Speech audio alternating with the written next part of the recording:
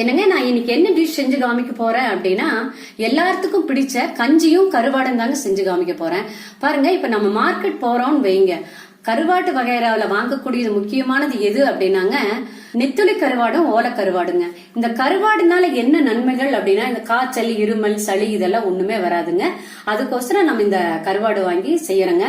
பாருங்க, இன்னைக்கு நான் என்ன செஞ்சு காமிக்க போறேன் அப்படின்னா இந்த ஓல கருவாடு எப்படி வறுக்கிறதுங்கிறது தாங்க செஞ்சு காமிக்க போறேன். நான் எப்படி செய்யறேன் என்னங்கறது இந்த வீடியோல பாருங்க. முதல்ல என்ன செய்யறோம் அப்படின்னாங்க, பாருங்க இந்த ஓல கருவாடு எல்லாம் இங்க ஒரு 15 நிமிஷம் தண்ணியில ஊற வச்சிருங்க. நல்லா ஊறட்டுங்க. 15 நிமிஷம் தண்ணியில ஊறியாச்சுங்க. பாருங்க, கருவாடு எடுத்துக்கோங்க. பாருங்க, மேல பாருங்க இப்படி கையில் இப்படி நகர்த்தினீங்கன்னாவே தோல் பாருங்க ஆடை படிஞ்ச மாதிரி இருக்குங்க.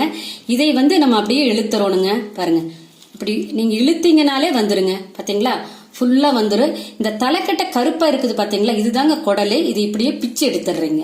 இவ்வளவுதாங்க. இதே மாதிரி இந்த பக்கம் பாருங்க, இந்த பக்கம் ஒண்ணுமே இல்ல, ஒரு பக்கம் மட்டும் தோல் இருக்குங்க. அதை மட்டும் அப்படி எடுத்துருங்க.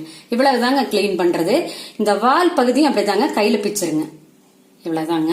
இதே மாதிரி எல்லா மீனையும் எடுத்துடலாங்க, சுத்தம் பண்ணிக்கலாங்க. கிளீன் பண்ண கருவாடு என்ன செய்யறோம் அப்படின்னாங்க, நல்லா தண்ணியில போட்டு 4-5 தடவை பச்சை தண்ணியில அலசி எடுங்க. எதுக்கு இந்த மாதிரி செய்யறது அப்படின்னாங்க, பாருங்க இந்த ஓல கருவாடுல உப்பு நிறைய படிஞ்சு இருக்குங்க. அதனால என்ன பண்றீங்கன்னா 3-4 தடவை இந்த மாதிரி அலசி அலசி எடுங்க. தண்ணியை மாத்தி மாத்தி அலசி எடுங்க. அப்பதாங்க அந்த உப்பெல்லாம் போகுங்க. இந்த மாதிரி தேய்ச்சி அலசணுங்க.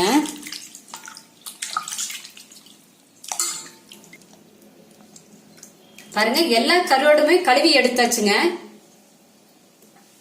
பாருங்க, இந்த கருவாடுக்கு மசாலா ரெடி பண்ணிக்கலாங்க.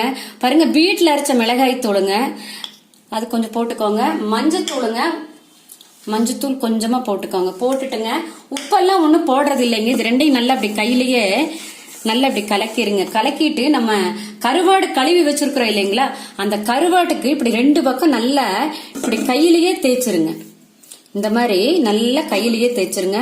உப்பெல்லாம் ஒன்னும் போட்டுறாதீங்க, இதுலயே உப்பு இருக்குங்க. இந்த மாதிரி 2 பக்கம் தேய்ச்சிட்டு 10 நிமிஷம் வச்சிருங்க. அப்பதாங்க அந்த காரம் எல்லாம் நல்லா அந்த கருவாட்டுல இறங்குங்க. இதே மாதிரி எல்லா கருவாடையும் தேய்ச்சி வச்சிடலாங்க.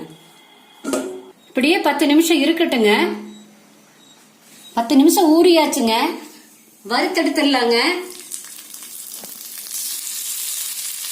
பாருங்க, இது வறுக்கிறதுக்கு எண்ணெயும் கம்மியா பிடிக்குங்க. நல்லா மொறு மொறுன்னு ஆகுங்க. சும்மா லேசா இப்படி கொஞ்சம் மேல மட்டும் எண்ணெய் ஊற்றி விட்டுருங்க. வாசனை அவ்வளவு நல்லா இருக்குதுங்க. இப்ப திருப்பி விட்டுறலாங்க.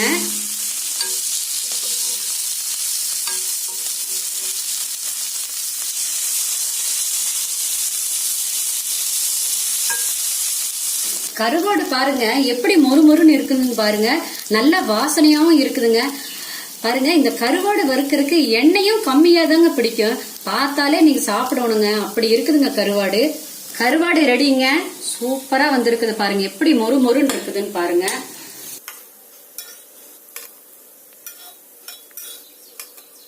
அரிசி கஞ்சிக்கும் இந்த ஓல கருவாடுக்கும் காம்பினேஷன் அவ்வளவு நல்லா இருக்குங்க.